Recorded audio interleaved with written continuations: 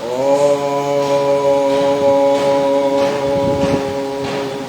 भद्रं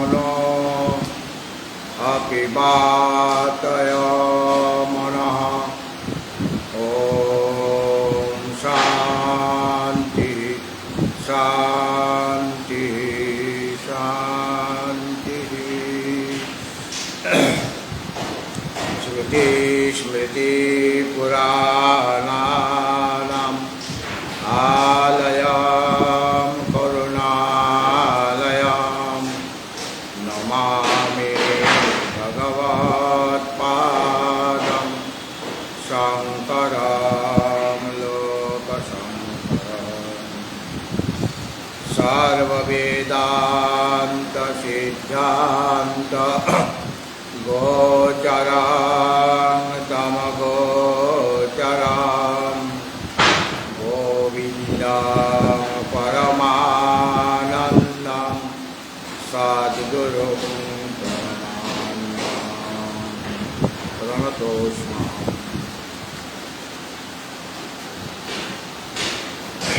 प्रातःकालीन सत्रे आमादेर आलोच्य विषय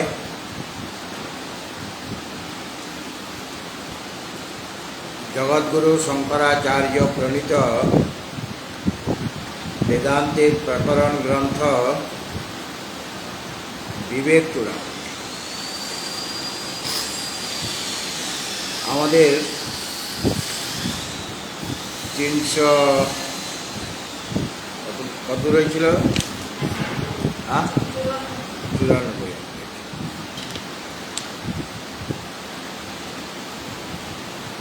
95 হয়েছিল না?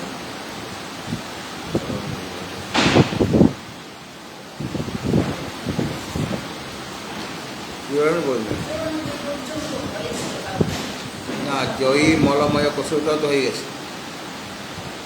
জয়ী মলময় কোষে অহং ধিও ধিয়োত্থাপিত আসাং, এটা হয়ে গেছিল, এটা হয়ে গেছে। মলময় কোষ অন্নময় কোষ বলিস না, ওটা কত নম্বর? 355, ওটা হয়ে গেছে। এর পরেরটা হবে 396।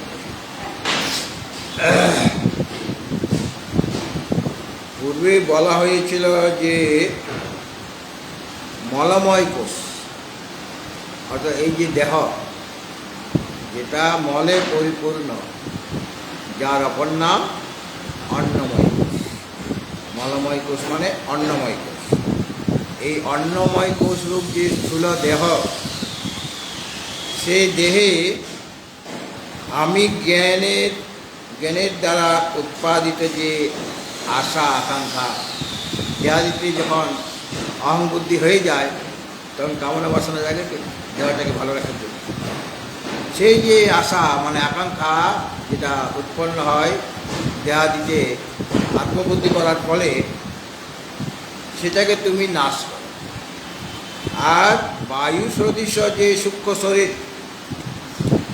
শরীরটা বায়ু সদৃশ এই কারণে বলা হচ্ছে, বায়ু যেমন চোখে দেখা যায় না, অনুভব করো, কিন্তু বায়ুকে দেখতে পাচ্ছি, সেরকম সূক্ষ্ম শরীরকেও দেখা যায় না। কেননা তার যে 17টা অবয়ব, পঞ্চ জ্ঞানেন্দ্রিয়, পঞ্চ কর্মেন্দ্রিয়, পঞ্চ প্রাণ, মন, এটা নিয়েই তো সূক্ষ্ম শরীর। এখন এই যে জ্ঞানেন্দ্রিয়গুলি কোথা থেকে এসেছে?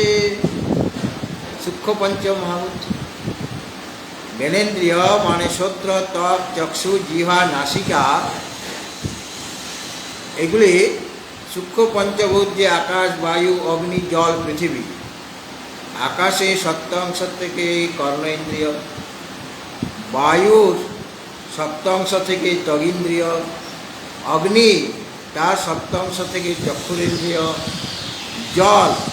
জলের সপ্তাংশ থেকে রসনা ইন্দ্রিয়, আর কি আছে পৃথিবী তার যে সপ্তাংশ থেকে নাসিকা দুর্গন্ধ নয় কিনা, সুগন্ধ দুর্গন্ধ নয় কিনা। তো এইভাবে পঞ্চ জ্ঞানেন্দ্রিয় সূক্ষ্ম পঞ্চ মহাভূতের মিলিত সপ্তাংশ থেকে জ্ঞানেন্দ্রিয়। তাই সূক্ষ্ম ভূতকেই আমি দেখতে পাচ্ছি না যতক্ষণ না স্থূল হবে। তাহলে সূক্ষ্মভূত থেকে যে জ্ঞানেন্দ্রিয় উৎপন্ন হবে তারা কি দর্শনযোগ্য? কারণটা যে আমি দেখতে পাচ্ছি না, তাহলে কার্য থেকে দেখবো কেমন? স্থূলভূত হলে দেখা যায়, স্থূলভূত থেকে তো উৎপন্ন হয়নি ইন্দ্রিয়গুলি, স্থূলভূত থেকে স্থূল দেওয়া হয়েছে এই জিনিস দেখা যাচ্ছে। কিন্তু সূক্ষ্ম পঞ্চমহাভূতের আলাদা না, পৃথক পৃথক সত্য অংশ থেকে জ্ঞানেন্দ্রিয় আর কর্মেন্দ্রিয়গুলো হয়েছে ওই সূক্ষ্ম পঞ্চমহাভূতের আলাদা আলাদা রজ অংশ থেকে কর্মেন্দ্রিয় বা পানি পাদপায়ু উপস্থ রজ অংশ থেকে পৃথক পৃথক। আর পঞ্চপ্রাণ সেগুলি কর্মেন্দ্রিয় যেটা থেকে পঞ্চপ্রাণ সূক্ষ্ম পঞ্চমহাভূত থেকে হয়েছে।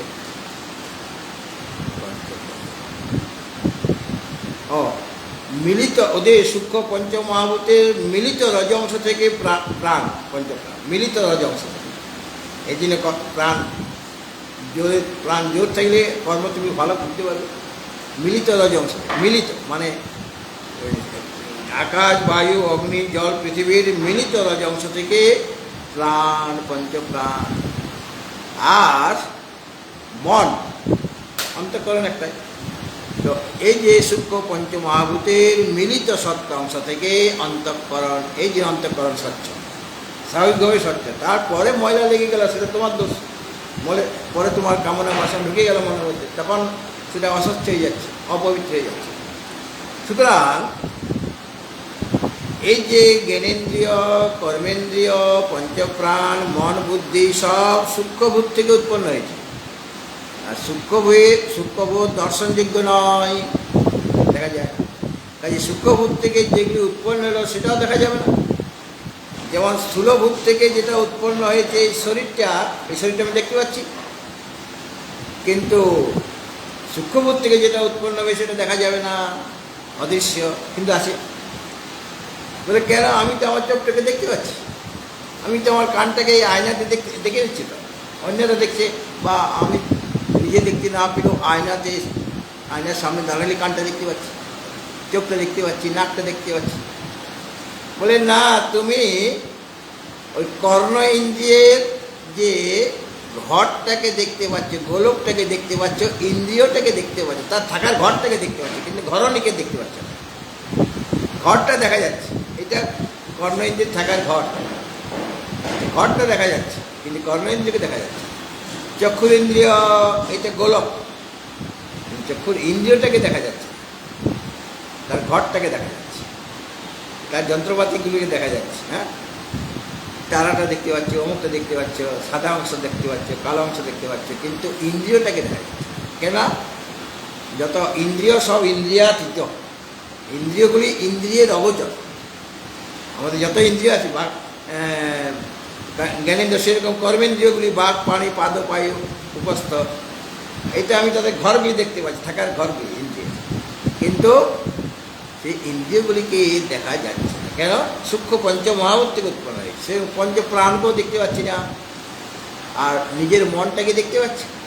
অন্যের মন তো জানা দূরের কথা, নিজের মনটাও আমরা দেখতে পাচ্ছি। কেন? সূক্ষ্ম পঞ্চমহাভূতের মিলিত সত্যাংশ থেকে অন্তঃকরণ সৃষ্টি। এই জন্য বলল অনিলকল্প। সূক্ষ্ম শরীরটি কীরকম? অনিলকল্প। অনিল মানে বায়ু, বায়ু সদৃশ। বায়ু সদৃশ হচ্ছে বায়ু, যেমন বায়ুকে দেখা যায় না কিন্তু অনুভব করা যায়, সেরকম সূক্ষ্ম শরীরকে দেখা যায় না, অনুভব করা যায় যে আমার ভিতরে মন আছে, প্রাণ আছে, অনুভব করা যায়। তো ওই যে সূক্ষ্ম শরীরে তোমার যে অভিমান আছে, সূক্ষ্ম শরীরটাই আমি, মানে জ্ঞানেন্দ্রিয়গুলি আমি, কর্মেন্দ্রিয় আমি, মন আমি, অহংবুদ্ধি হয়ে যায় কেন? আমি সংকল্প বিকল্প করছি, তাহলে মনে আমি অহংবুদ্ধি করলাম। তো এইভাবে সেখানেও ওখান থেকেও আশা উঠবে, আকাঙ্ক্ষা জাগবে, সেই আকাঙ্ক্ষা তুমি ত্যাগ করো। এইভাবে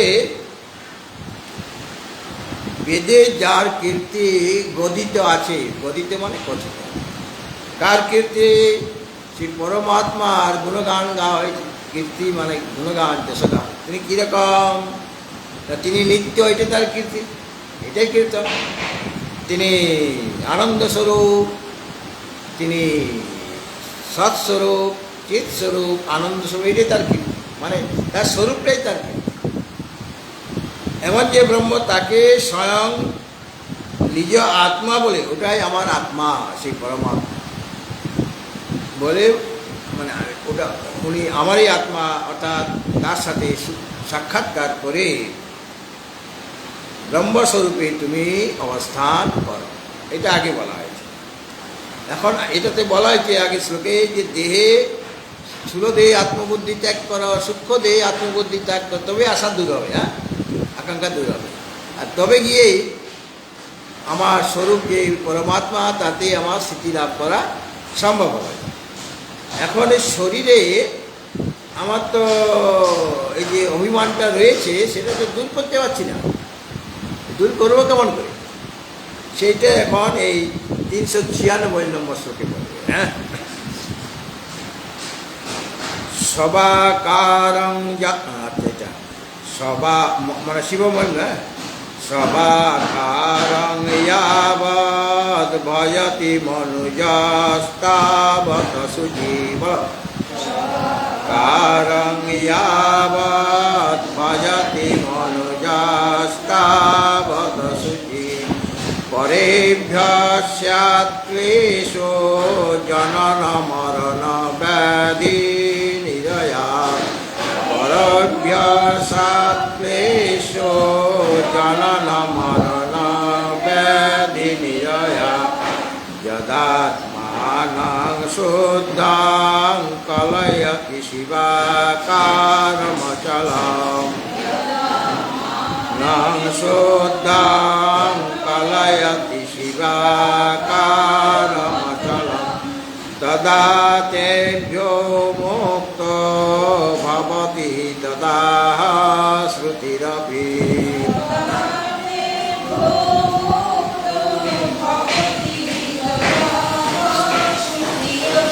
এরপরে আমার সাথে সাথে বলবে, হ্যাঁ, এই যে আমার সাথে সাথে বলবে, সবাকারং ইয়াবৎ ভজতি মনুজস্তাবৎ শুচি, পরেভ্যঃ স্যাৎ ক্লেশো জনন মরণ ব্যাধি নিরয়া, যদাত্মানং শুদ্ধাং কলয়তি শিবাকারমচলম,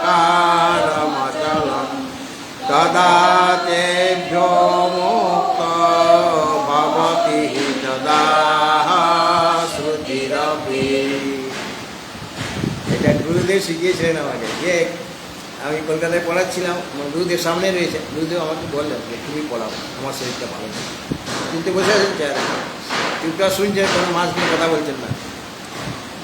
আর এই ধরনের শিকড়ি ছন্দ আরও আছে আর কি। আমি সাধারণভাবে বলছি বলে রাম রাম রাম বন্ধ করবো, কি বলে এটা শিকরণী ছন্দ, মহিমে সত্রে সুরে গাও।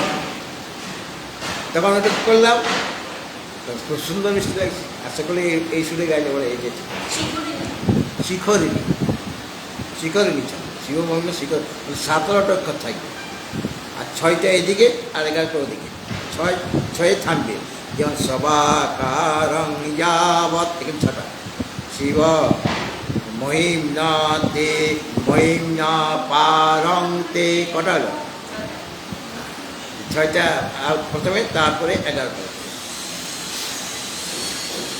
মনুজ মানে মানুষ, মনু থেকে উৎপন্ন, রাজা মনু থেকে বংশধরা। মনুজ মানে মানুষ, যাবৎ মানে যতক্ষণ, সবাকারং, এই দেহটা হলো সবাকারং, সবের মতো আকাশ। এই যেমন আগে বলা হয়েছে দেহটা মলময় কোষ, মলে পরিপূর্ণ আছে, এটা বলা হয়েছিল তো, বেদান্ত উৎপন্ন করার জন্য বলা হয়েছে। যদিও প্রসিদ্ধ নাম অন্নময় কোষ, কিন্তু আরেকটা নাম আছে যে দিয়ে দিলেন মলময় কোষ।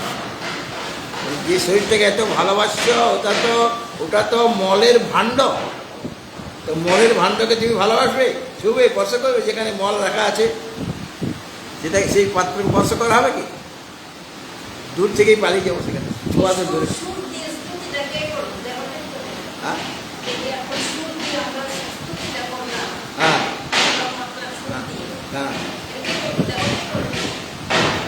দেহ শরীর শরীর মানে শারীরিক বাচিক মানসিক তিনটা কাজ করছে করছে তো ঠিকই, কিন্তু দেহে অভিমানটা ত্যাগ করতে বলেছে, স্তুতি করতে না করে নাই।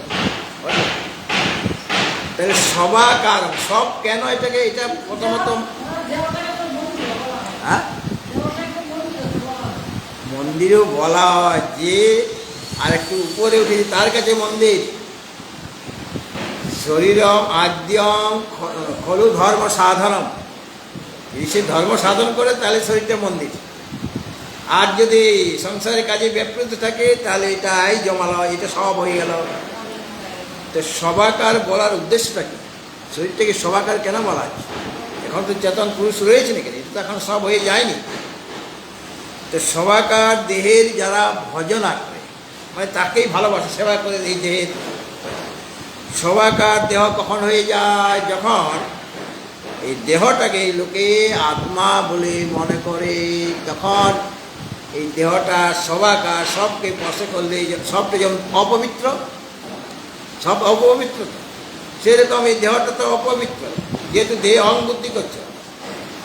যদি দেহ অহং বুদ্ধি করো তখন এই শরীরটা তোমার কাছে অশুচি হয়ে যাবে।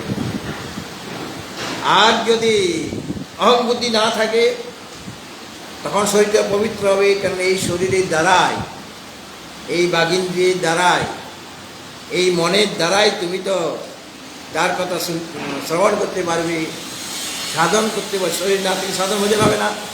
আত্মচিন্তন কে করবে? আত্মচিন্তন করার জন্য শরীর চাই, তারপরে বাক্য চাই, মানে গুরুদেব বাক্য শ্রবণ করবে তুমি, বা মাঝে মাঝে তুমিও প্রশ্ন করবে, সেটা বাক্য বচন করে বলতে হবে, বাক্য বলতে হবে। আর মন চাই, কিন্তু অহং বুদ্ধি হয়ে আছে, তাহলে সে কি আত্মচিন্তন করবে? আত্মচিন্তন করলেই শরীরটা পবিত্র। অর্জুনের রথটা বলা হয়েছে পবিত্র। তত সে তৈরুক্তে মহতি সন্দনে স্থিত মাধব পাণ্ডবশ্চৈব দিব্য শঙ্খ প্রদত্ত। এত এত রথ আছে, ওদিকে 11 অক্ষণী সেনা, এদিকে 7 অক্ষণী সেনা। সবাই তো অশ্বারোহী নয়, মানে ওই রথী নয় সকলে। কেউ অশ্বারোহী, কেউ গজারোহী, কেউ পদাতিক, যত চতুরঙ্গ সৈন্য থাকে, পদাতিক, অশ্বারোহী, গজারোহী আর রথারূঢ়। তো রথ তো আছে এখানে, ওই পক্ষ আছে, এই পক্ষ আছে, কিন্তু এত এত যে রথ আছে তার মধ্যে শ্রেষ্ঠ রথ হলো অর্জুনের। দামি রথ নয়, মানে খুব মূল্যবান রথ, সোনা হীরা মণি মণিকা রাখা আছে তার।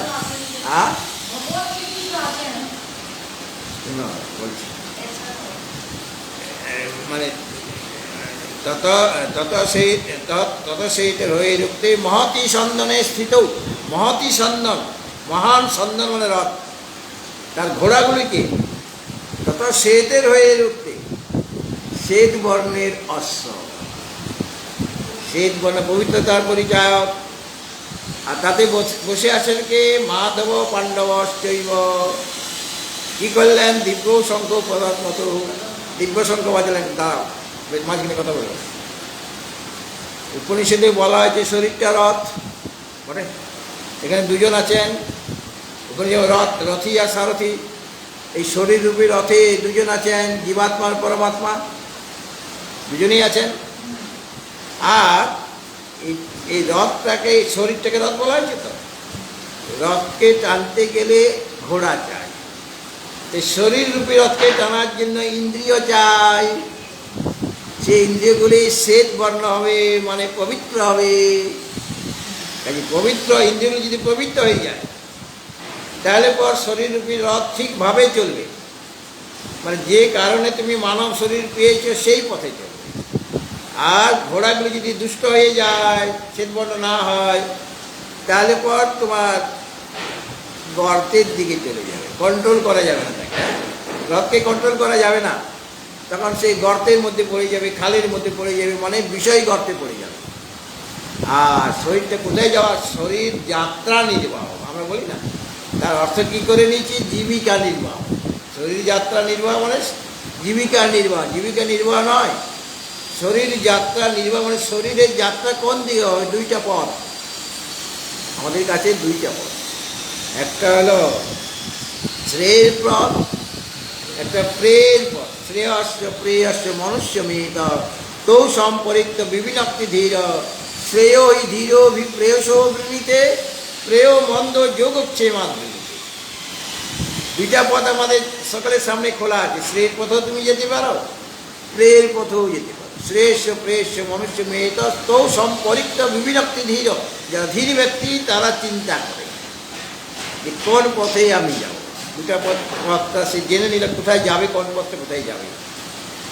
তারপরে ওটা বিচার করে শ্রেয় থেকে প্রেয়কে বাদ দেবে, প্রেয়ের পথটা বাদ দেবে, শ্রেয়কে গ্রহণ করবে। ওটা নিঃশ্রেয়স পথ, কল্যাণের পথ, মানে পরমাত্মা পদ বা ভগবত।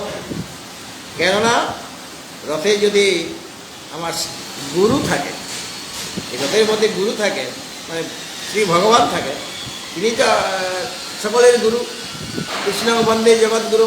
সেই গুরু যদি থাকে, সেই গুরু যদি আশ্রয় নাও, তাহলে তোমার রথটা কোন দিকে যাবে? শরীররূপী রথটা শ্রেয়ের পথে যাবে। যারা ধীর ব্যক্তি, বিবেক বিচারশীল ব্যক্তি, তারা দুটাকে বিচার করে ওটাকে আলাদা করে যেটা শ্রেয়ের পথ সেটাকে তারা বেছে নেন, বিভিন্নক্তি ধীর। আর শ্রেয়োভি প্রেয়স শ্রেয়োভি, আর যারা মন্দ ব্যক্তি তারা প্রেয়কে গ্রহণ করেন, শ্রেয় ধীর প্রেয়স বিনীতে। আর যারা মন্দ ব্যক্তি তারা প্রেয়কে গ্রহণ করেন। কেন? প্রেয়কে গ্রহণ করলে যোগক্ষেম বহন হবে, অর্থাৎ যেটা আমার অপ্রাপ্ত বস্তু সেটা পাবো, আর যেটা প্রাপ্ত বস্তু রক্ষণাবেক্ষণ হবে। যদি আমার অনেক কিছু থাকে তাহলে আমি সেই বস্তুগুলি দ্বারা আমি সুখে থাকতে পারবো, সেই বিষয়গুলি ভোগ করবো। প্রিয় বস্তু মানে যত প্রিয় বস্তু আমি লাভ করব, মানে আমার অনুকূল বস্তু। শ্রেয় ধীর প্রেয়স বৃণীতে, মন্দ প্রেয়স বৃণীতে, আর ধীর শ্রেয়কে বরণ করে। প্রেয়স বৃণীতে মন্দ যোগক্ষেমাদ বৃণীতে, যোগ আর ক্ষেমের জন্য সে প্রেয়কে গ্রহণ করে। তারা যারা অবিবেকী ব্যক্তি যারা, সুতরাং অবিবেকী ব্যক্তি তো প্রেয়কে গ্রহণ করবে। তাহলে শরীররূপী রথে শরীরটা কখন পবিত্র হবে? যখন শরীরের আসল যে উদ্দেশ্য সেটা পূর্ণ হলেই শরীরটা পবিত্র। আর যদি বিষয় পথে যায় তাহলে শরীরটা অপবিত্র হয়ে গেল। কেননা বিষয় পাকে শরীর লিপ্ত হয়ে গেল। এই কাম, ক্রোধ, লোভ, মোহ এই শরীরের মধ্যেই থাকবে, মনের মধ্যে থাকবে। সুতরাং তখন সেটা মানে অপবিত্র হয়ে গেল। আর যখন আমি দেহে আত্মবুদ্ধি করছি, তার মানে ওটা অপবিত্র হয়ে গেল, মানে সবাকার হয়ে গেল। সবাকার তাহলে সবাকার হয়ে গেল, মানে অপবিত্র হয়ে গেল। তাহলে অর্জুনের রথটা শ্রেষ্ঠ এই কারণে, সেখানে ভগবান বসে আছেন, তার ঘোড়াগুলি সাদা বর্ণের, মানে আমাদের নিজেদের শরীররূপী রথ। রথে তু বামনং দৃষ্টা পুনর্জন্ম নবিদ্যতে। এই রথযাত্রার সময় মন্ত্রটা বলা, রথে তু বামনং দৃষ্টা পুনর্জন্ম নবিদ্যতে।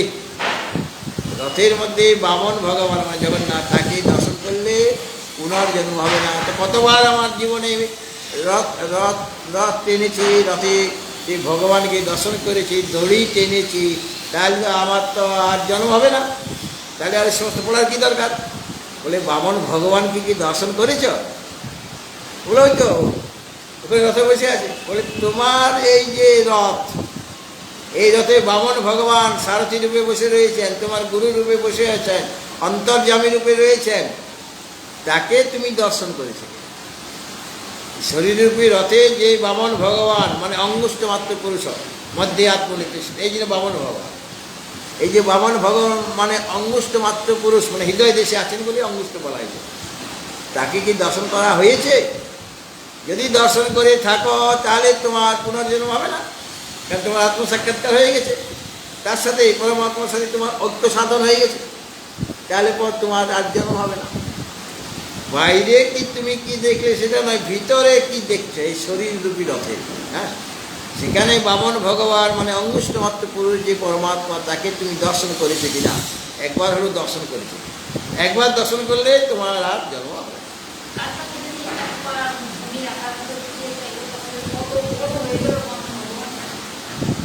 ওই তো বলি রাজা, এই জন্য শরীর থেকে সবাকার বলা, যদি দেহে আত্মবুদ্ধি তখন সবাকার, তাহলে নয়। যদি দেহে আত্মবুদ্ধি না থাকে তখন শরীরটা যদি আত্মচিন্তনে মগ্ন থাকে তখন সে শিবাকার হয়ে যাবে, তখন সে সবাকার নয়, তখন শরীর পবিত্র হয়ে গেল, তখন শিবাকার। পুতনা এত রাক্ষসী, ভগবান শ্রীকৃষ্ণের হৃদয় পেয়েছেন, তাকে কোলে নিয়েছেন, আর সে তো তার প্রাণ তো আকর্ষণ করে নিয়েছেন ভগবান কৃষ্ণ গোপাল। তারপর সে এক জায়গায় পাহাড় প্রমাণে তার শরীরটি বিরাট বড় পড়ে গেল, তারপরে সবাই ছুটে গেল, কী হলো কী হলো, গোপাল কোথায় গেলো, গোপাল কোথায় গেলো, যে বিরাট এক রাক্ষসী তার বুকের মধ্যে খেলা, আর ও মারা গেছে।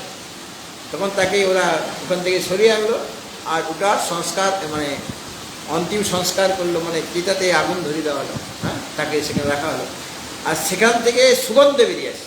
সে তো রাক্ষসী, সে তো ভগবানকে মারতে গিয়েছিল, বিষ পান করাতে চেয়েছিল, কিন্তু ভগবানকে পেয়েছেন বলে তিনি বুকে ধরেছেন, তাকে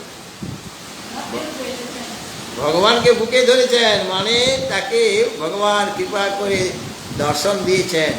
তার কাছে পুতনার কাছে ভগবান ব্যক্ত হয়ে গেছে, যে হৃদয়ের মধ্যে ভগবান অব্যক্ত রূপে ছিল, পুতনার মধ্যেও অব্যক্ত রূপে ছিল, সেটা ব্যক্ত হয়ে গেল। মৃত্যুকালে তিনি এই পরমাত্মাকে দর্শন করতে করতে শরীর ত্যাগ করেছিলেন, এই জন্য তার মাতৃগতি লাভ। হ্যাঁ, সেখান থেকে সুগন্ধ বেরিয়ে এসেছে। তাহলে দেখো, পুতনা রাক্ষসী, তার শরীর থেকে তো খুব দুর্গন্ধ বেরোনো উচিত ছিল, দুর্গন্ধ না বেরিয়ে সুগন্ধ বেরোচ্ছে। কাজে আমি যখন দেহে আত্মবুদ্ধি করব তখন এখান থেকে দুর্গন্ধ বেরোবে শরীর থেকে। জীবিত আছে কিন্তু দুর্গন্ধ কি, হাউ মা এই যায় এই যে দুর্গন্ধ, কাম ক্রোধ লোভ মোহ মদ মসে, এই দুর্গন্ধ না? তাহলে এবার দুর্গন্ধ বেরোচ্ছে জীবিত অবস্থাতে, যেহেতু দেহটাকে আমি আত্মা বলে মনে করেছি, তখনই আমার নানা রকম আশা আকাঙ্ক্ষা জেগে যাচ্ছে, কামনা বাসনা যাচ্ছে। সে কামনা বাসনা যদি ভালোভাবে পূর্ণ হয় তো ভালো, আর যদি পূর্ণ না হতে যায় তখন অন্যায় পথ দেখবো আমি, তাহলে আরও দুর্গন্ধ বেরোবে। এই জন্য সবাই, তাহলে সবাকার যে দেহ, সেই দেহের যারা সেবা করে, মানে দেহটাই আমি কাজে কি ভালোভাবে রাখো, সুস্থ রাখো, তার পেছনে। তার জন্য একটা ছোট্ট ঘর হলেই হয়, কিন্তু বিরাট প্যালেসিয়াল বিল্ডিং চায়, এসি চায়, 2টা পাখাও চায়।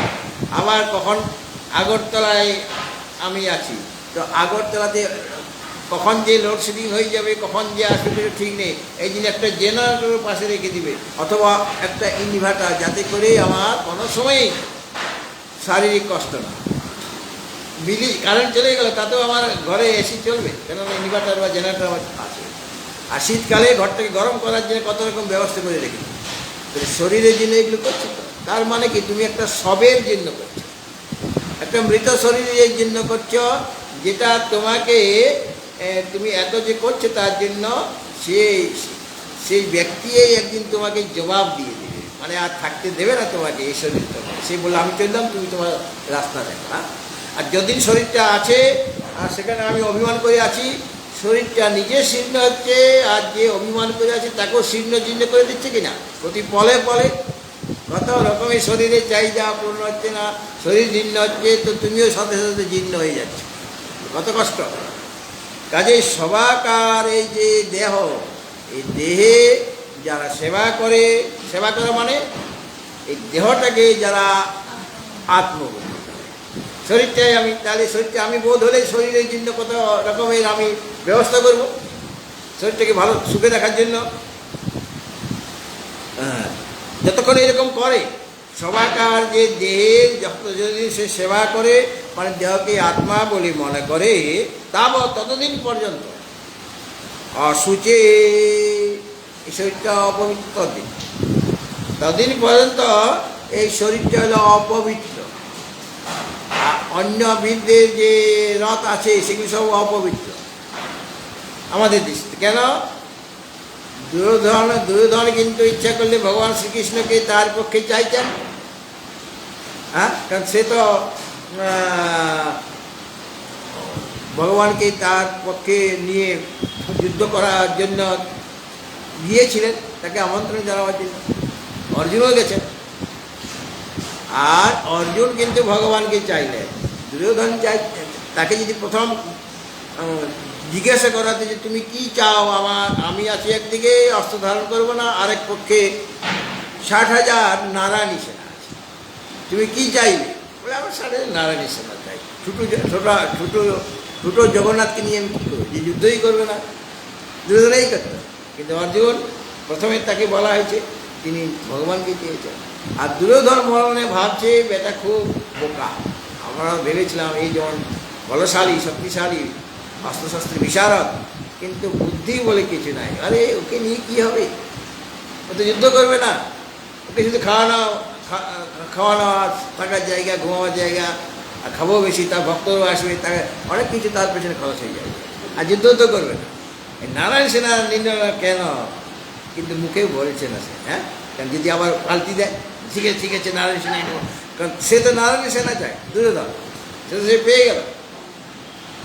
ভগবানকে অন্যরা চাইছে না। অর্জুন চেয়েছেন বলে পঞ্চ পাণ্ডবের মধ্যে তো আরও অনেকেই ছিলেন, যুধিষ্ঠির, ভীম, অর্জুন, নকুল, সহদেব। অর্জুন ছাড়া আরও 4 জন ছিল, তারাতে কেউ চায় নাই ভগবানকে, সারথী রূপে কেউ চায় নাই। আর অর্জুনেই চেয়েছে, আর অর্জুন চেয়েছে বলেই অর্জুনকে গীতার উপর। অনেকেই বলেন মহারাজ যুধিষ্ঠির, সে তো আরও ধর্মপরায়ণ, যুধিষ্ঠির তার নাম, ধর্মে তার মতি আছে, সে তো উপযুক্ত ব্যক্তি ছিল গীতা শোনার। তো যুধিষ্ঠির মহারাজকে না শুনিয়ে অর্জুনকে কেন শোনানো? প্রথমত যুধিষ্ঠির মহারাজ গীতার সে বিষাদগ্রস্ত হয় নাই, বিষাদগ্রস্ত হয়েছিল অর্জুন। আর যুধিষ্ঠির মহারাজের রথে সারথী রূপে ভগবান নাই, আর তার জিজ্ঞাসাও নাই যে যচ্ছে সাদ নিশ্চিতম গৃহীতম মে শিষ্য অস্তি সাধি মাং তাং প্রপন্নম। কে বলেছিল? যুধিষ্ঠির মহারাজ বলেছিল? অর্জুন বলেছিল। আর তার কাছেই তিনি আছেন, যুধিষ্ঠির মহারাজ থেকে অনেক দূরে, বিভিন্ন জায়গায় ঘুরছেন কৃষ্ণ, কিন্তু যুদ্ধ করার রথ থেকে নিয়ে বিভিন্ন জায়গায় চালাচ্ছেন। আর অর্জুন তো সবসময় যেখানে রথ যাচ্ছে সেখানে তার ভগবানের সাথে সাথে যাচ্ছেন। কাজে তিনি ভগবানকে ধরে রেখেছেন, সারথী রূপে রেখেছেন, ভগবান তার পাশে রয়েছে। এটি তার বিরাট বল যে আমার পাশে ভগবান আছে, এত সহজে আমাকে কেউ পরাজিত করতে পারবে না, পরাস্ত করতে পারবে না, স্বয়ং ভগবান আমাকে রক্ষা করবে, তার আমি শরণাগত। কিন্তু বলেছেন যে কার্পণ্য দোষ উপহত স্বভাব পৃচ্ছামি ত্বাং ধর্ম সংমূঢ় চেতা যচ্ছেয়স্যান নিশ্চিতং ব্রূহিতং মে শিষ্যাস্তেয়ং সাধি মাং ত্বাং প্রপন্ন। আমি তোমার শরণাগত। অর্জুনের শরণাগত হয়েছিল, অন্যর তো শরণাগত হয়নি। এই যে অন্যদের বলবে কেন ভগবান? যে শরণাগত হবে, যে আশ্রয় নেবে তাকে বলবে, যার মনে জিজ্ঞাসা চাইবে তাকে বলবে। অর্জুনের মনে জিজ্ঞাসা ছিল যে যেটা আমার পক্ষে কল্যাণকর সেটা তুমি আমাকে বলো। তো ভগবান সেটা বলতে আরম্ভ করেছেন দ্বিতীয় অধ্যায় থেকে। প্রথম অধ্যায়ে কেবল দেখে নিয়েছেন অর্জুন কী বলতে চায়, তার মনোভাবটা। একটা কথাও বলেন নাই প্রথম অধ্যায়ে একটা কথাও বলেনি ভগবান, শুধু একবার বলেছে যে রথটিকে উভয় সেনার মধ্যস্থলে স্থাপন করা হলো, তুমি এখন এই পার্থ এদের তুমি দেখো। তাও আবার ইনভার্টেড কমা, তুমি এদের দেখো। তুমি বলেছিলে উভয় সেনার মধ্যস্থলে রথ স্থাপন করো, তো উভয় সেনার মধ্যস্থলে আমি রথ স্থাপন করেছি। এখন তুমি উভয় সেনাদের তুমি দেখো, মাঝখানে দেখেছি এই শুধু। সে যে এত লেকচার দিচ্ছে অর্জুন, বিরাট লেকচার দিয়েছে, মাইক তার কাছে কিছুতেই দেবে না, আর ভগবান চাইও নাই মাইক। আর সে যত বলে যাচ্ছে শুধু ভগবান বসে বসে শুনছে, মাঝখানে একটা কথা বলছে না। কেন? তার তো মনে বিষাদ জেগে গেছে। তো দুঃখ পেলে, কষ্ট পেলে, সেই কষ্টগুলি যত কথা বলবে তার মধ্যে দিয়ে বিষাদ, কষ্ট দূর হয়ে যায়, অনেকটা বেরিয়ে যায়। চোখের জল, কান্নাকাটি করলে চোখের জল থেকে বেরিয়ে যায় কষ্টগুলি। আর নানা রকম বিলাপ বাক্য যদি বলে তুমি আমার এত প্রিয়, এই গেছিলাম, সেখানে গিয়েছিলাম, আমার কত ভালোবাসতে ইত্যাদি এই বিলাপ বাক্য বললে তার দ্বারা শোক দূর হয়ে যায়। আর যদি চুপচাপ হয়ে যায়, কান্নাকাটিও করছে না, চিৎকারও করছে না, মানে শোক করছে না, তাহলে কিন্তু তার শরীরের প্রতি খারাপ, থম মেরে যায়, পাগল হয়ে যায়। এই যত কান্নাকাটি করবে সেই সময় তার কান্নাটা থামাতে নেই, ওই সময় সান্ত্বনা দেবে না। কিছুক্ষণ কান্নাকাটি করুক, কিছুক্ষণ প্রলাপ করুক, বকে যাক, তারপরে ও যখন আর কান্নাকাটি করতে পারে, চোখে জল যখন শুকিয়ে যাবে, যখন আর কথা বলার শক্তি থাকবে না, তখন আমরা সান্ত্বনা, তার আগে সান্ত্বনা নয়। কেন? তার আগে সান্ত্বনা দিলে ওই তার শোকটা বেরিয়ে যাবে, শোকটা বার হতে দাও। এই সবেত জ্বর হয়েছে, সর্দি কাশি, সর্দি লেগেছে, কাশি হয়েছে, সাথে সাথে তুমি ওষুধ খাবে, আগে বিষাক্ততা জিনিসটা বেরিয়ে যেতে দাও। পেট খারাপ হয়েছে, আগে পায়খানা করে নাও, সব বিষাক্ত বেরিয়ে যাবে। হঠাৎ করে ওষুধ দিয়ে সেটা বন্ধ করে দিও না, কেন তোমার ভিতরে বিষাক্ত পদার্থ জমা হয়ে গেছে, এই জন্য তোমার শরীর খারাপ। আগে ওটা বেরিয়ে যাক, তারপরে ওষুধ। আগে ওষুধ দিলে বিষাক্ত পদার্থগুলো তো পেটেই রয়ে গেল, যে কোনো মুহূর্তে তুমি আবার অসুস্থ হয়ে যেতে পারো। এই জন্য প্রথম অধ্যায়ে ভগবান শ্রীকৃষ্ণ একটা কথাও বললেন। আর দ্বিতীয় অধ্যায়ে তিনি গুরুরূপে বরণ করেছেন, দ্বিতীয় অধ্যায়ে 7 নম্বর শ্লোকে। হ্যাঁ, কার্পণ্য দোষু হতস্বভাব, এটা ওই 7 নম্বর শ্লোকে। এত যে কান্নাকাটি করছেন অর্জুন, তাহলে তো বন্ধুরূপে তো তাকে কিছু বলা দরকার। তো বন্ধুরূপে বলতে ওই তোমার মধ্যে এই সুখ মোহ স্থান পাওয়া উচিত নয়, এটা অনার্জনচিত, অকীর্তিকর, এইভাবে বন্ধুরূপে বলেছেন। আর ক্লৈব্যং মাস্ম গম পার্থ নৈতত্তয়ু উপপদ্যতে ক্ষুদ্রং হৃদয় দুর্বল্যং ত্যক্তোত্তিষ্ঠ পরন্তপ, এটা বন্ধুরূপে বলেছেন, কিন্তু গুরুরূপে বলেননি। তিনি বলেছেন যে দ্বিতীয় অধ্যায়ে প্রথমেই কুতস্ত্বা কস্মলমিদং বিষমে সমুপস্থিত অনার্যজুষ্টম স্বর্গম অকীর্তিকরম অর্জুন,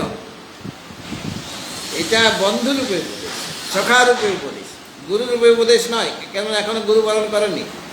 আর বললেন ক্লৈব্যং মাস্ম গম পার্থ নৈতত্তয়ু উপপদ্যতে ক্ষুদ্রং হৃদয় দৌর্বল্যং ত্যক্তোত্তিষ্ঠ পরন্তপ, এই দুইটা যে উপদেশ দিলেন ভগবান দ্বিতীয় অধ্যায়ে প্রথমে, সেটা কিন্তু বন্ধুরূপে, সখারূপে। তো সখার কথা সবসময় মানবে কি না? বলতে পারে তুই বড় বেশি জানিস, আমার এই বিষয়ে অনেক জ্ঞান আছে। তো অর্জুনও সেরকম বলে দিলেন, এই যে দুটা উপদেশ দিলেন সখারূপে। আর অর্জুনও বলে দিলেন কথং ভীষ্ম মহাংসংকে দ্রোণঞ্চ মধুসূদন ইসুভি প্রতিয়োৎস্বামী পূজারা পরিশোধন, মানে তিনি যুক্তি দেখাচ্ছেন। সখা উপদেশ দিলেন, কিন্তু অর্জুন যুক্তি দেখাচ্ছেন সখার কাছে। আরে তুমি ঠিক জানো না, তুমি ঠিক মতো বলছো না, কেননা আমার প্রশ্নের উত্তর দেখো। প্রথম ভীষ্ম মহাংসংকে দ্রোণঞ্চ মধুসূদন ইসুভি প্রতিয়োৎস্বামী পূজারা পরিশোধন, পূজার যোগ্য কী করে যুদ্ধ করবো, বন্ধুরূপে উত্তর, যখন ভগবান বললেন তার জবাব দিচ্ছেন অর্জুন। এবং আরও বললেন গুরুর হত্যাই মহানুভাবান শ্রেয় ভক্তু ভক্ষ্যমপীয় লোকে হত্যার্থ কামাংস্তু গুরু নিহৈব ভুঞ্জীয় ভোগান রুধির প্রতিদান। আবার বললেন ন চৈত বিদ্ম, এখন অনেকটা মনটা পাল্টে যাচ্ছে। এখন তো বড় বড় কথা, এখন আবার বলছি বোধ হয় কথাগুলি ঠিক হচ্ছে না। আমি তো বলছি, লেকচার তো দিচ্ছি, ভগবান তো কীরকম একটু ভালো আমাকে কড়া করে কিছু বলছো। ন চৈত বিদ্ম কতরণ্য গরিয় যদ্বা জয়ে মা যদিবা ন জয়েও ইয়ানে ভক্তা ন জিজি বিষাম ইয়ানে ভক্তা ন জিজি বিষাম স্তে বস্তিতা প্রভৃতি ধার্ত রাষ্ট্রা। অর্থাৎ অর্জুন তখন বললেন আমার জয় হবে, আমি যদি জয়ী হই, অথবা আমাদেরকে যদি এরা জয় করে, আমরা যদি পরাজিত হয়ে যাই, এই উভয়ের মধ্যে কোনটা শ্রেয়স্কর, আমার পক্ষে কল্যাণকর, সেটা আমি বুঝতে পারছি না। যাদেরকে বধ করে আমি বেঁচে থাকতে চাইছি না, সেই ধৃতরাষ্ট্রের পুত্রগণ সম্মুখে উপস্থিত আছেন। আর বলছিলেন, আগে বলছেন যুদ্ধ না করাটাই শ্রেয়, এখন বলছেন যে কোনটা শ্রেয়, আমি ওদের দ্বারা পরাজিত হয়ে যায় এটা শ্রেয়, নাকি আমার দ্বারা ওরা পরাজিত হয়ে যাক। নচৈত বীর্ব কতরণ্য গরীয়, কোনটা শ্রেষ্ঠ সেটা আমি বুঝতে পারছি না। আর তাছাড়া আমার জয় হবে কি জয় হবে না, ওরা আমাকে জয় করবে মানে পরাজিত হয়ে যাবে সেটাও বুঝতে পারছি না। আর যাদের ছাড়া আমি বেঁচে থাকতে ইচ্ছা করি না তারাই তো এখানে সব সম্মুখ সমরে উপস্থিত হয়ে আছে। তারপরে দেখলো কোনো কাজ হচ্ছে, তখন তিনি তার নিজের ভুলটা বুঝতে পারলেন যে আমি এতক্ষণ লেকচার দিলাম বোধহয় ঠিক হয়নি বলা। তখন তিনি গুরু বরণ করলেন। কার্পণ্য দোষ গত স্বভাব পৃচ্ছামি ত্বাং ধর্ম সংমূল চেতা যৎসেয়স্যান নিশ্চিতং ব্রূহি তন্মে শিষ্যস্তেয়ং সাধি মাং ত্বাং প্রপন্ন। শরণাগত না হলে তাকে উপদেশ দেওয়া বৃথা। এক বানর, সে তো বৃষ্টির মধ্যে ভিজছে, আর একটা পাখি এসে বললো দেখো তুমি বৃষ্টিতে ভিজছো কেন? সে তো পাখিটা উপরে ছিল গাছের উপরে, তার তো বাসা বাঁধা আছে, সে বাসার ভিতরে ঢুকে পড়েছে, বৃষ্টি আসছে, ঝড় আসছে, তার গায়ে জল লাগছে না। আর বানরটা গাছের নিচে বসে সে থরহরি কাঁপছে। সে উপর থেকে বলছে পাখিটা, এই বানর দেখো আমরা ঠোঁট দিয়ে না এই সুন্দর একটা বাসা তৈরি করছি, আর তোমার হাত আছে পা আছে, তুমি একটা নিজের জন্য বাসা তৈরি করতে পারো না? তোমার এইটুকু বুদ্ধি নাই? থামো থামো, বৃষ্টিটা বন্ধ হোক, তারপরে তোমার প্রশ্নের উত্তরটা দিচ্ছি। তো বৃষ্টি বন্ধ হলো, বন্ধ হওয়ার সাথে সাথে বানরটা গাছে উঠলো, উঠে ওই পাখিকে মারলো, পাখির বাসাকে তছনছ করে দিল। মানে বানর তো উপদেশ চায় না, পাখিটা গায়ে পড়ে উপদেশ দিয়েছে, এই জন্য তার এই গতি হলো। সুতরাং উপদেশ না চাইলে কাউকে উপদেশ দিতে নাই। হ্যাঁ, তো এখানে অর্জুন উপদেশ চাইলেন, শরণাগত হলেন গুরুর, তখন তিনি উপদেশ দিতে আরম্ভ করলেন। অসত্যানন্য শৌচস্তং প্রজ্ঞাবাদাং সভাসে গতাসু ন গতাসুশ্চ। প্রথমেই ধমক, প্রথমে যে তুমি ভালো ভালো কথা বলছো বুদ্ধিমানের মতো, কিন্তু কাজ করছে বোকার মতো, কাজ করছে বোকার মতো। আচ্ছা, ওটা প্রসঙ্গটা 396 দেখুন। তাহলে এই যে মানুষ কি করে, যতক্ষণ এই সবাকার যে দেহ, অর্থাৎ যে দেহে মানুষ অহং বুদ্ধি করে, সেটা হলো সবাকার দেহ, তার সেবা করছে, তার সেবা, শরীরে সেবা করে মানে শরীরে আত্মবুদ্ধি আছে, আর আত্মবুদ্ধি থাকলেই এই শরীরকে সুখে রাখার জন্য বা দুঃখ দূর করার জন্য সে খুব চেষ্টা করবে। তার জন্য তার শব্দ স্পর্শ রূপ রস গন্ধ চাই, সব কিছু চাই। শরীর কখনো বলবে আমি শুনবো, গান শুনবো, কখনো বলবে আমি রূপ গ্রহণ করবো, সেখানে নিয়ে চলো, আমি এরকম করব, স্পর্শ করবো, সেখানে নিয়ে চলো, সেখানে নিয়ে যেতে হবে।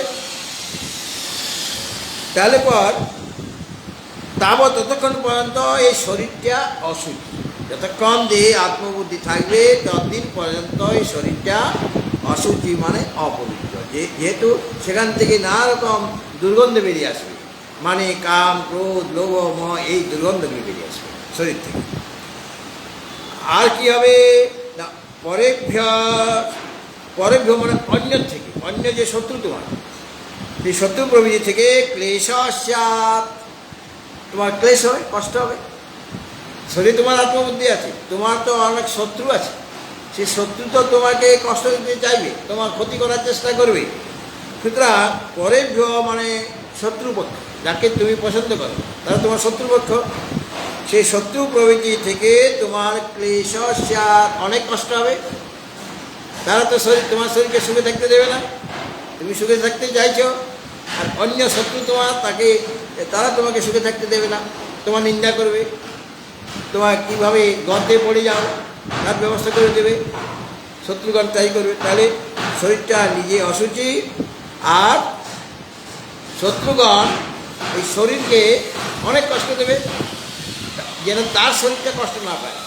কিন্তু সেই শত্রু কী চাইবে, ওই আমার যে শত্রু ওর যেন পাটা ভেঙে যায়, আর পা ভেঙে দেওয়ার জন্য একটা ইচ্ছা করে গর্তে খুঁড়ে রাখে, তার উপরে একটা করে ঘাস চাপা দিয়ে রাখে, এরপর দিয়ে যাওয়ার সাথে সাথে পাট ঢুকে গেল, পাটের মুশকি ভেঙে গেল। এই শত্রুর কাছ থেকে ক্লেশ পাবে কিনা, অন্যরকমভাবে কষ্ট পাবে, বা তার কল্যাণ চাইবে না, তাকে বিপদে ফেলার চেষ্টা করবে, এটাও ক্লেশ। আর কি হয়, তাহলে শরীরটা যতদিন অসুখী, যতদিন অহংবুদ্ধি থাকবে, এই একটা দোষ। আর অন্য যে শত্রু, সেই শত্রু তোমাকে অনেক ক্লেশ দেবে, এই একটা। আর কি হবে না, জনন মরণ ব্যাধি নিরয়া, তোমার বারবার জন্ম হবে, বারবার মরণ হবে, আর বারবার শরীর ধারণ হলে ব্যাধি থাকবে। শরীরম ব্যাধি মন্দিরম, এই যে মন্দির বলছিলে না শোভা, তুমি বলছিলে শরীরটা মন্দির, ব্যাধি মন্দিরম, অনেক ব্যাধি আছে, অনেক ভগবানেরও মন্দির বটে, কিন্তু ব্যাধি যে আত্মবুদ্ধি হলে তখন ব্যাধি মন্দির হয়ে যাবে।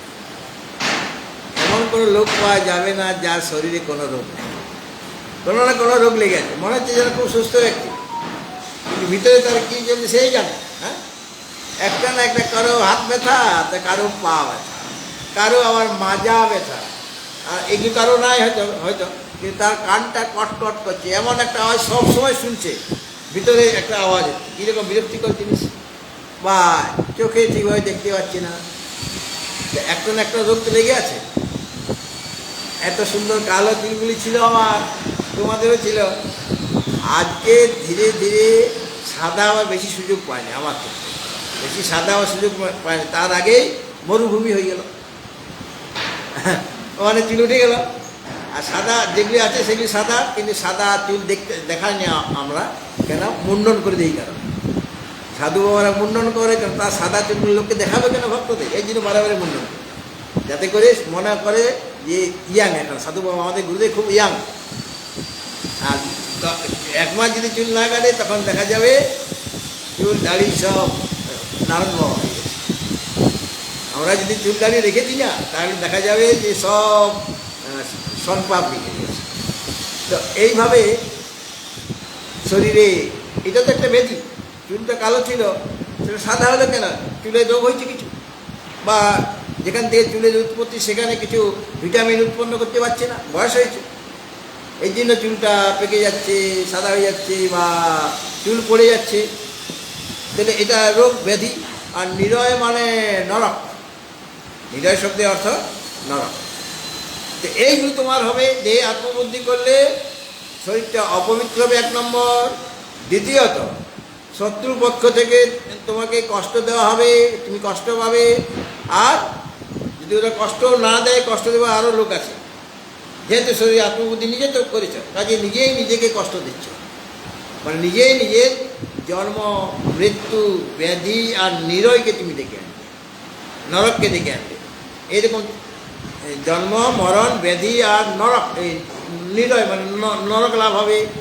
নরক মানে দুঃখ আর কি, হ্যাঁ, স্বর্গ আর না, স্বর্গ মানে যেখানে সুখকর বস্তু বেশি আছে, আর নরক মানে যেখানে দুঃখই দুঃখ, এটা নরক।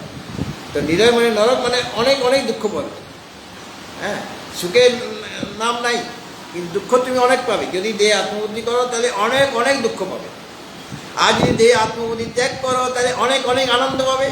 বলো তুমি কোনটা যাও, মানে ওই যে শরীরে অহং অভিমান ত্যাগ করতে বলেছিল আগে, এটা মানে মলময় কোষ, এর মধ্যে তোমার যে অভিমান আছে সেটা তুমি ত্যাগ করো, এটা আগে বলা হয়েছিল। যে কীভাবে ত্যাগ করবো, ভয় দেখে দেখতে না, যে শরীরে অহংবুদ্ধি রাখলে তোমার শরীরটা অপবিত্র হয়ে যাবে, শরীরে অহংবুদ্ধি রাখলে অন্য শত্রু তোমাকে ক্লেশ দেবে, শরীরে অহংবুদ্ধি রাখলে তুমি তোমার জন্ম মৃত্যু ব্যাধি আর নরক মানে দুঃখ লাভ হবে। আর যদি শরীরে আত্মবুদ্ধি ত্যাগ করো তাহলে তুমি জন্ম মৃত্যুর চক্র থেকে মুক্ত হয়ে যাবে, আর কোনো ব্যাধি থাকবে না, আর কোনো দুঃখ থাকবে না, কেবল আনন্দে আনন্দ, শত্রুপক্ষ তোমাকে কষ্ট দিতে পারবে না, এবং শরীরটা তখন পবিত্র হয়ে যাবে, অশুচি থাকবে, পবিত্র হয়ে যাবে। এখন তুমি ভেবে চিনতে দেখো, দেহ অভিমান রাখবে কি রাখবে।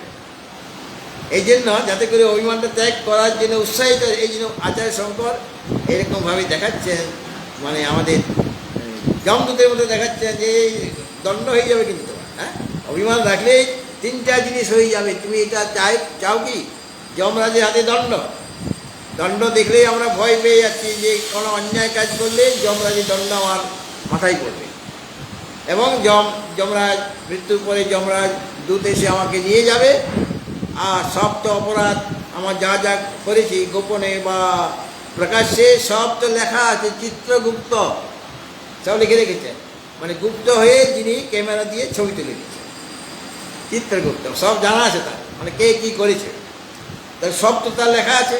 সেই অনুসারে যমরাজ বিচার করে এটা এই অপরাধের কী কষ্ট, এই অপরাধের কী কষ্ট, এই অপরাধের কী কষ্ট, সেইভাবে একটা লিস্ট দিয়ে দিল নার্সদের। এইভাবে তাকে কোথাও তেলে ভাজা হচ্ছে, কোথাও গৌর জলে ডুবানো হচ্ছে, কোথাও করাত দিয়ে কাটা হচ্ছে, এইরকম শাস্তির বিধান আছে। তো তার ভয়ে লোকে কাজ অশুভ কর্ম করতে চাইবে না, গেলেই তো করাত কাটা করবে আমাকে, ওখানে মাছ ভাজা করে দেবে। এখানে আমরা মাছ ভাজা খাচ্ছি আর কড়াইয়ে তেল দিয়ে ভাজছি, আর ওখানে যমরাজের কাছে গেলে আমাদের মাছ ভাজা করে দেবেন যমরাজ, যদি কোনো অন্যায় কাজ করে। সুতরাং এই ভয়টা আমাদের থাকা দরকার। এই জন্য আচার্য দেখাচ্ছেন যে শরীরে অহংবুদ্ধি থাকলে তোমার শরীর অপবিত্র হবে এবং অন্যের কাছ থেকে তুমি অনেক কষ্ট পাবে, শত্রুর কাছ থেকে। আর কি কষ্ট হবে না, তুমি পুনরপি জননং পুনরপি মরণং পুনরপি জননী জঠরে শয়ন, বারবার জন্ম মৃত্যু আর গর্ভে আসতে হবে, মাতৃগর্ভে আসতে হবে। আর শরীর ধারণ হলে নানা রকম রোগ দেখা যাবে, অনেক রোগের কত রকমের যে রোগ আছে তার কোনো ইয়ত্তে অনন্ত রোগ। ডাক্তার আর কত ধরে, করোনা যখন আসলে বুঝতে পারলো তো এই রোগটা কী কী কারণে হচ্ছে, অনেক বিচার বিশ্লেষণ করে গবেষণা করে তবে গিয়ে ওষুধটা বার করতে 3 বছর সময় লেগেছে, 3 বছর বা 2 বছর সময় লেগেছে। করোনা ওষুধ বার করতে, ওই টিকাটা বার করতে 2 বছর সময় লেগে গেল বৈজ্ঞানিকদের। কেন এরকম রোগ তো নাই, হয়নি কোনো দিন, কাজে তার ওষুধ বার করতেও তো তার সময় লাগছে। তার যখন ওষুধ বার করা হলো তারপরে সেটা তার মধ্যে অনেকেই কত লোকের প্রাণ চলে গেল। আর যারা বেঁচে আছে, করোনা হয়েছিল অথচ বেঁচে আছে কোনো রকমে সৌভাগ্যক্রমে, তার শরীরটা মানে ছাড়খাড়, মানে ভিতরে কিছু নাই, একটু পরিশ্রম করলেই দুর্বল লাগে, এরকম হয়ে যাচ্ছে, এমন কষ্ট দিচ্ছে সেই রোগ। তাহলে এইরকম রোগ আরও কত নতুন নতুন রোগ আসবে, তাও তার গবেষণা করে তারও ওষুধ বেরোবে, কিন্তু রোগ তো আসলে আমাকে কষ্ট দিল। তাহলে জন্ম মৃত্যু ব্যাধি আর নরক, মানে নানা রকমের দুঃখ লাভ করবে। তুমি কি এগুলি চাও? যদি চাও তাহলে দেহ আত্মবুদ্ধি করো, দেশ খুব সেবা করো।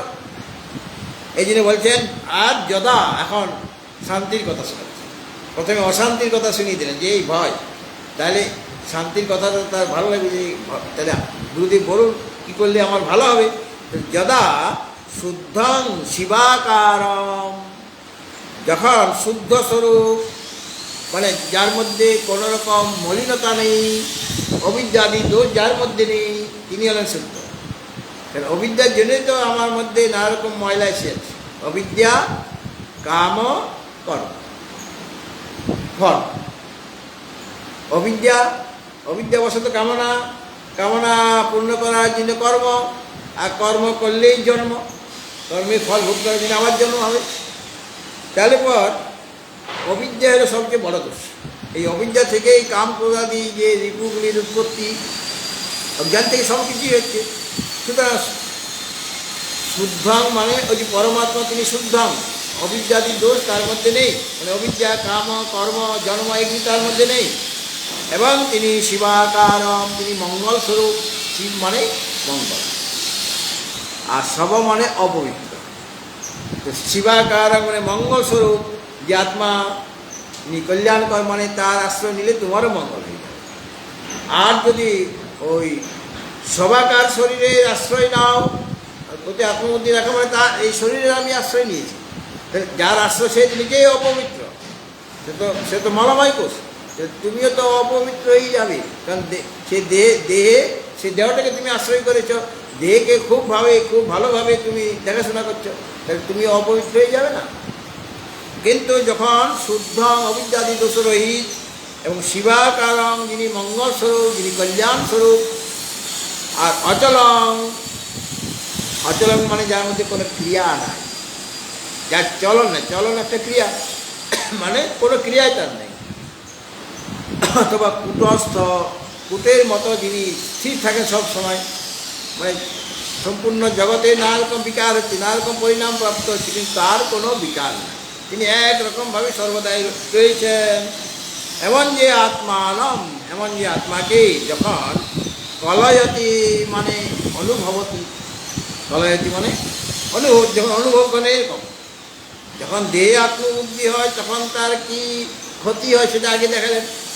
আর যখন শিবাকার কল্যাণ স্বরূপ, এবং যিনি শুদ্ধ, ওটা ছিল অশুদ্ধ স্বভাকার, আর যেটা এই স্বভাকার, আর শিবাকার যিনি কল্যাণ স্বরূপ, যিনি পবিত্র, যার মধ্যে কোনো দোষ নাই, যিনি মঙ্গলস্বরূপ, এমন যে কূটস্থ আত্মাকে যখন মনুজ কলয়তি মানে অনুভবতী, অনুভব করেন, সাক্ষাৎকার করেন, তথা সেই সময় কী হয়, তেভ্য মানে আগে যে দোষগুলি হচ্ছিল, আগে কী দোষ হচ্ছিল, অসুচে বা শত্রুপক্ষ থেকে ক্লেশ বা জন্ম মরণ ব্যাধি নিরয়, এইগুলি হচ্ছিল, এই দোষগুলি হচ্ছিল।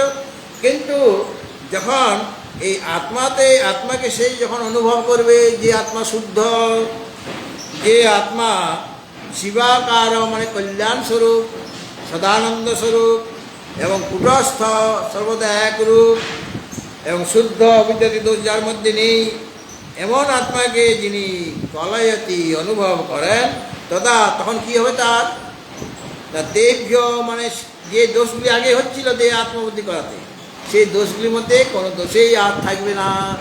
তখন তুমি পবিত্র হয়ে যাবে, তখন শত্রুপক্ষ তোমার কোনো ক্ষতি করতে পারবে না। কেননা ওই আমার কাছে ক্ষতি করার মতো তো কিছুই নাই। কার ক্ষতি করবে? তুমি শরীরটাকে মেরে ফেলবে, শরীরটা তো আমি নই। তুমি আমার ধন সম্পত্তি কেড়ে নেবে, ওটা তো মিথ্যা। যেটুকু আমার প্রয়োজন সেটুকু আমার আবার জিতে যাবে। এইভাবে তার কোনো ক্ষতি করতে পারবে না। তাছাড়া জন্ম মৃত্যু ব্যাধি আর নিরয় থেকেও রক্ষা পাবেন কি? তার জন্ম হবে, আর শরীরের বারবার জন্ম হয়, শরীরের বারবার মৃত্যু হয়, কিন্তু শরীর থেকে যিনি নিজেকে ভিন্ন বলে জেনেছেন, তার কি জন্ম হবে না মৃত্যু হবে? তার কি ব্যাধি হবে? ব্যাধি হতে গেলে স্থূল শরীর একটা চাই, স্থূল শরীরের ব্যাধি হয়। কিন্তু আমি তো স্থূল শরীর নই, কাজে আমার কি রোগটা হবে? ডাক্তারে আমার রোগ ধরতে পারবে? আমার তো এটা ডাক্তার যখন আমাকে চিকিৎসা করবে, কার চিকিৎসা করবে? আমার চিকিৎসা করতে পারবে না। এই স্থূল শরীরটা যার মধ্যে আমি আছি, সেই স্থূল শরীরটার চিকিৎসা হবে, সে ওষুধ খাবে এবং সে ভালো হবে। ডাক্তারবাবুর ওষুধ খেয়ে স্থূল শরীরটা ভালো হবে। আর আমি তো পূর্বেও ভালো ছিলাম, এখনও ভালো আছি, সুস্থ আছি, ভবিষ্যতেও সুস্থ থাকবো। কেন আমি সুস্থভাবে নিজ আত্মনি তিষ্ঠতি, নিজের স্বরূপে যিনি স্থিত হয়ে আছেন তিনি সুস্থ, আর বাকি সব অসুস্থ। দেহে আত্মবুদ্ধি করলে তুমি অসুস্থ, আর দেহে আত্মবুদ্ধি যদি ত্যাগ করো, আত্মাতে যদি আত্মবুদ্ধি করো, তখন তুমি সুস্থ। কাজেই এই আত্মার যদি অনুভব করো, তাহলে আগে তুমি যে অসুস্থ ছিলে, এখন তুমি সুস্থ হয়ে যাবে। তোমার রোগ সম্পূর্ণরূপে কিওর হয়ে গেল, মানে তুমি নিজের স্বাস্থ্য ফিরে পেলে। স্বাস্থ্য থেকে স্বাস্থ্যের ভাব হলো স্বাস্থ্য। স্বাস্থ্য মানে কি?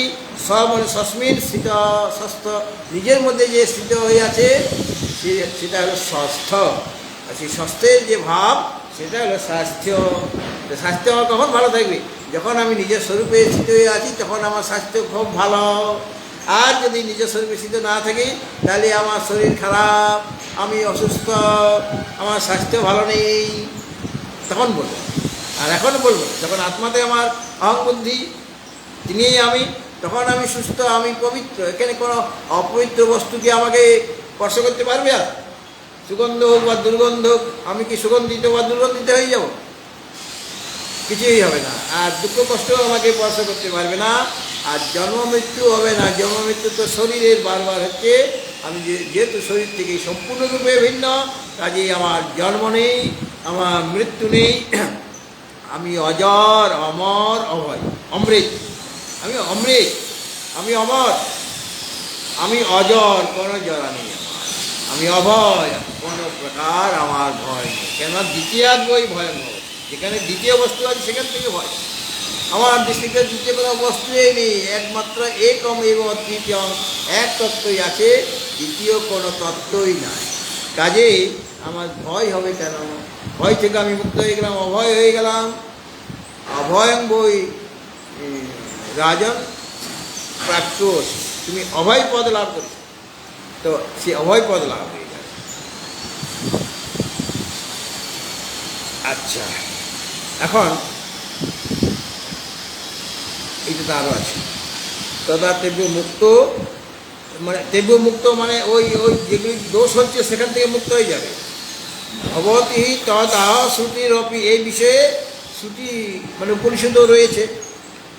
তদ আহ মানে ভবতী হি শ্রুতি অপি তদাহ, শ্রুতিও এই কথাই বলছেন, শ্রুতি এই কথাই বলছেন যে দেহে আত্মবুদ্ধি রাখলে তোমার কষ্ট হবে, আর দেহে আত্মবুদ্ধি না থাকলে তোমার আনন্দ লাভ হবে। সেই কথার কোথায় বলা হয়েছে?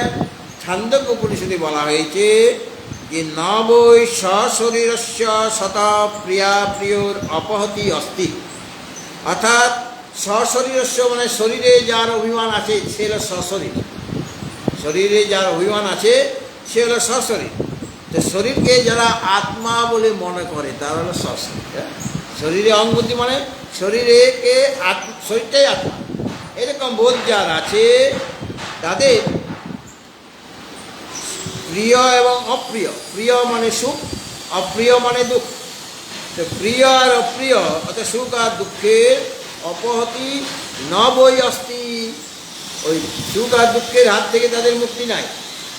যতদিন সশরীর তুমি, অর্থাৎ শরীরে আত্মবুদ্ধি রয়েছে, ততদিন পর্যন্ত তোমার ওই প্রিয় আর অপ্রিয় তোমাকে স্পর্শ করবে। তোমার প্রিয় হবে, অপ্রিয় হবে, মানে সুখও হবে, সুখ যেটুকু তোমার পাল্টা আছে সেটুকু সুখ হবে, আবার দুঃখও হবে, দুঃখের ভাগটা বেশি। তো যতদিন তোমার শরীরে আত্মবুদ্ধি আছে ততদিন তোমার কি হলো ক্ষতিটা না, প্রিয়া প্রিয়র অপহতি নৈব অস্তি, অর্থাৎ প্রিয় এবং অপ্রিয়ের হাত থেকে তোমার মুক্তি নাই। সুখ আর দুঃখ তোমার লেগেই থাকবে যতদিন পর্যন্ত তুমি শরীরটাকে আত্মা বলে মনে করবে। আর যারা শরীরটা আত্মা নয়, শরীরে যার অভিমান নেই, তার কি হয়? তার জন্য ছান্দোক্য উপনিষদ বলেছেন অশরীরং বা বসন্তং ন প্রিয়া প্রিয়ে পৃষত, যার শরীরে অভিমান নেই তাকে প্রিয় বা অপ্রিয় স্পর্শ করতেই পারে। এই জন্য আত্মাকেই বলা হচ্ছে অশরীর, আর আত্মা থেকে ভিন্ন সব সশরীর। জীবকে বলা হয়েছে শরীরী, শরীরী মানে শরীরে অভিমান আছে, আর আত্মাকে বলা হয়েছে অশরীরী, অশরীর বা অশরীরী, তার কোনো শরীর নেই। জীবকে কেন সশরীর বলা হয়েছে? তার স্থূল শরীর আছে, তার সূক্ষ্ম শরীর আছে, তার কারণ শরীর আছে। স্থূল শরীরে তার অভিমান আছে, সূক্ষ্ম শরীরে অভিমান আছে, আর তার অজ্ঞান আছে। এই জন্য এই অবস্থায় তার সুখ দুঃখ সবই হবে, জন্ম মৃত্যু ভয় ব্যাধি রোগ জ্বালা সবই হবে। আর যখন অশরীর হয়ে পরমাত্মা হলেন অশরীর, তার কোনো শরীর নেই, তার স্থূল শরীর সূক্ষ্ম শরীর কারণ শরীর কোনোটাই নেই। বর্ণময় প্রাণময় মনোময় বিজ্ঞানময় আনন্দময় কোষ, 5টা কোষ তার আছে, পঞ্চকোষ থেকে তিনি সম্পূর্ণরূপে ভিন্ন। এমন যে আত্মা যার কোনো শরীর নেই তিনি আত্মা, তার সুখ দুঃখ নেই। আর জীবিত অবস্থাতে যিনি জ্ঞান লাভ করেছেন জীবনমুক্ত পুরুষ, তার শরীরটা আছে, যার জীবন ও সুখ দুঃখ তো প্রারব্ধ অনুসারে আসবে, কিন্তু তার কাছে কোনো সুখ দুঃখ নেই, কারণ সে শরীরে অভিমান ত্যাগ করেছে, কিন্তু এখন তার শরীরটা রয়ে গিয়েছে জীবনমুক্ত পুরুষ। তাকে প্রিয় আর অপ্রিয় স্পর্শ করে না, তার সুখেই হোক বা দুঃখই হোক, বা প্রিয় ব্যক্তি আসুক বা অপ্রিয় ব্যক্তি আসুক, সব তার কাছেই সমান। প্রিয় অপ্রিয় মানে সুখ দুঃখ তাকে স্পর্শই করতে পারবে।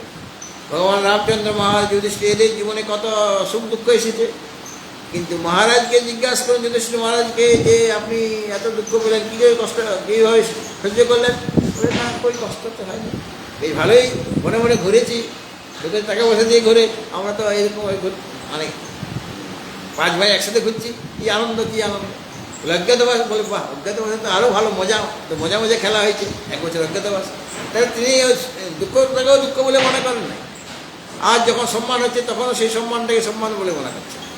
এইরকম তার স্থিতি হয়ে গেছে। ভগবান রামচন্দ্র ওই ভগবান শ্রীকৃষ্ণ তার জীবনে কত দুঃখ কষ্ট এসেছে, সেই দুঃখ কষ্ট হতে তিনি মুছলে পড়েননি, মানে তাকে দুঃখ স্পর্শই করে। লোকের দৃষ্টিতে মনে হচ্ছে তার অনেক অনেক দুঃখ হলো, আসলে তার কোনো দুঃখ হয়, কেননা জীবন মুক্ত পুরুষ। আর উনি তো অবতার, তার তো তিনি লীলা করার জিনিস। ওই সুখ দুঃখ তিনি লোকদৃষ্টিতে মনে হচ্ছে যে তিনি সুখ দুঃখ ভোগ করছেন, আসলে তিনি নমাং কর্মাণি লিপন্তি নমে কর্ম ফলে স্ত্রী। ভগবত ভক্তজন 396 নম্বর শ্লোক হলো, মানে একটা শ্লোকই হলো না, একটা শ্লোক। আরেকটা বিষয় আছে যে জ্ঞাত্বা দেবং মুচ্যতে সর্বপাশই, মুন্ডক উপনিষদে, যে সেই যে দেব মানে পরমাত্মা, মানে জ্ঞানস্বরূপ যে পরমাত্মা, দেব মানে জ্যোতির্ময় যে পুরুষ, তাকে জ্ঞাত্বা মানে জেনে, মানে তাকে সাক্ষাৎকার করে মুচ্যতে সর্বপাশই, সমস্ত বন্ধন থেকে তিনি মুক্ত হয়ে যান। পাশ মানে বন্ধন, সমস্ত পাশ থেকে মানে সমস্ত বন্ধন থেকে তিনি মুক্ত হয়ে যান। অর্থাৎ আত্মাকে জানলে, আত্মাকে যদি বোঝা হয়, অনুভব করা হয়, তাহলে তোমার সমস্ত বন্ধন থেকে তুমি মুক্ত হয়ে যাবে। জ্ঞাত্বা দেবং মুচ্যতে সর্বপাশই। সুবাদি বলো। হ্যাঁ বলো, কটা বাজে? 11:40। আরটা করতে গেলে অনেক সময় লেগে যাবে।